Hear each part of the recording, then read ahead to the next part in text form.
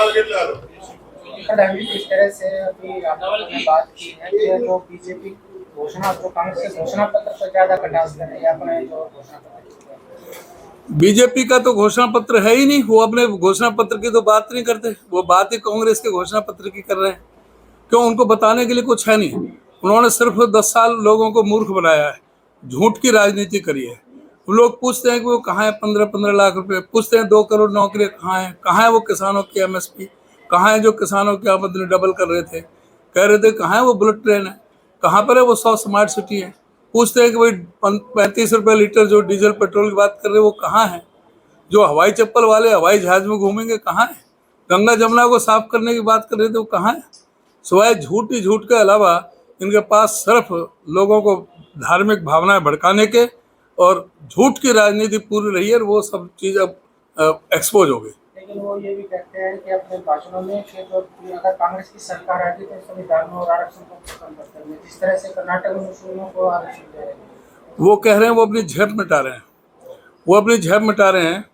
क्या उन्होंने कोई एक्शन लिया है कि जो MP अनंत कुमार हेगड़े जिसने कहा कि हमें आरक्षण को हटाने के लिए 400 MP की जरूरत है, क्या लल्लू सिंह MP जो अयोध्या से हैं, क्या उन्होंने कहा कि क्या उन पर एक्शन लिया है? क्या अरुण गोविल जो मेरठ से चुनाव लड़ रहे हैं, क्या उन पर कोई एक्शन लिया है? इनके MP कहते रहो कि भाई 400 MP चाहिए हमें, और फिर ये अपना मुँह छुपाने के लिए जब लोगों में जब ये हो गया कि भाई ये संविधान को बदल रहे हैं और इस देश का जो है पूरी तरह से दलित आदिवासी पिछड़ा सब जो है ना संविधान को बचाने में लग गए, तो इन्होंने गेर बदल दिया।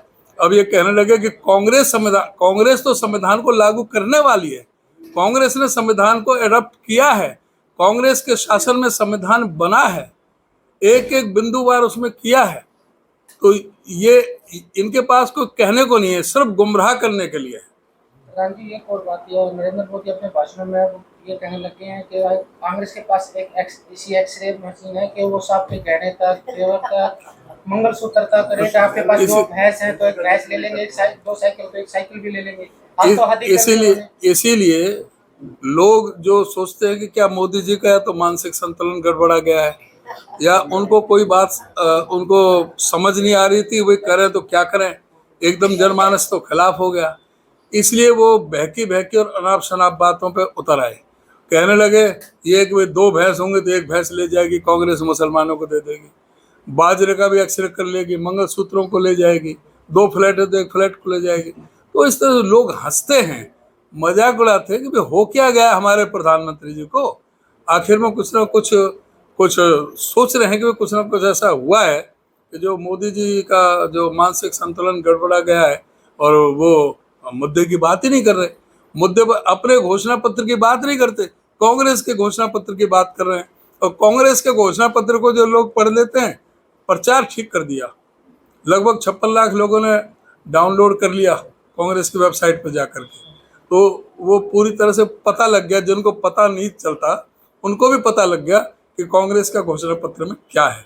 नरेंद्र मोदी ने अपने भाषण में एक बात और कही है, और जिस तरह से राहुल गांधी कांग्रेस पार्टी अडानी अंबानी पर हमला करती थी, लेकिन अब उन्होंने ऐसा करना बंद कर दिया और उनसे जो टेम्पो ट्रक भर के नोट ले लिए, इनकी जांच होगी। जांच होनी चाहिए। अडानी अंबानी की तो रोज बात कर रहे हैं भाई, जो 22 आदमियों का जो 100 आदमियों का 16 लाख करोड़ रुपया इन्होंने माफ किया है। अमीरों का, गरीब का किसी का भी एक भी किसी का कोई धेला कोई माफ किया नहीं इस सरकार ने। ये गरीबों के खिलाफ ही सारे चीज लेकर आए। जो महंगाई और बेरोजगारी है इन्हीं की देन है। आज जो बेरोजगारी की है, जो इन्होंने नोटबंदी की कह रहे काला धन आ जाएगा, काला धन भी सारा सफेद बन गया। जो 15 लाख आ रहे थे बाहर से, 100 दिन के अंदर काला धन आ जाएगा, 100 दिन के अंदर महंगाई को खत्म हो जाएगी। 3.5 लाख करोड़ का रेवेन्यू का नुकसान हुआ, लाखों MSME को ताले लग गए, 12 करोड़ लोगों का रोजगार छिना। ये रोजगार देने की बात कर रहे थे, रोजगार छिना इनके राज में। किस तरह से इलेक्ट्रल बॉन्ड में इनका चेहरा नंगा हुआ है, भ्रष्टाचार में पूरे बेनकाब हो गए, सुप्रीम कोर्ट ने कर दिए। किस तरह से इन्होंने कोरोना को बनाने वाली, कोविशील्ड बनाने वाली जो कंपनियों से 150 करोड़ रुपए चंदा लेकर के 450 करोड़ दवाइयों से, 7 जो फार्मास्यूटिकल कंपनियां 450 करोड़ उनसे चंदा लिया और सब स्टैंडर्ड दवाइयां दी। और आज उस कोविशील्ड जो सब स्टैंडर्ड थी उसकी वजह से आज हार्ट अटैक के, ब्रेन हेमरेज के इतने केस डेली सुनने को मिल रहे हैं, जिससे पूरे जो स्वास्थ्य का सिस्टम, हेल्थ का सिस्टम पूरी तरह से तबाह होकर के जो हो रहा है।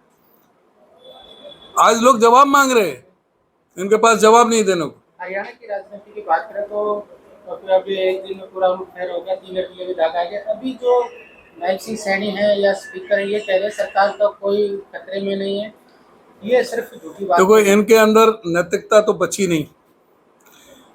सबको पता है कि इस समय 88 का हाउस है, हमारे 2 सीट खाली है, 88 का हाउस है। इनको सरकार चलाने के लिए 45 चाहिए, इनके पास 43 है,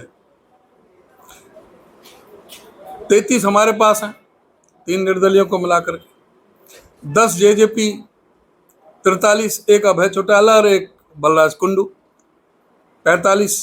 हमने तो कहा है कि अभय चौटाला भी, बलराज कुंडू भी और ये जो दुष्यंत चौटाला, ये गवर्नर को लिखें, लेटर लिखें कि भाई ये सरकार अल्पमत में है, इस सरकार को तुरंत भंग किया जाए, राष्ट्रपति शासन लागू किया जाए और राष्ट्रपति शासन के दरमियान पूरे प्रदेश का मैंडेट लिया जाए दोबारा से, जिसके दूध का दूध पानी का पानी हो, जनता जिसकी सरकार बनाए करे।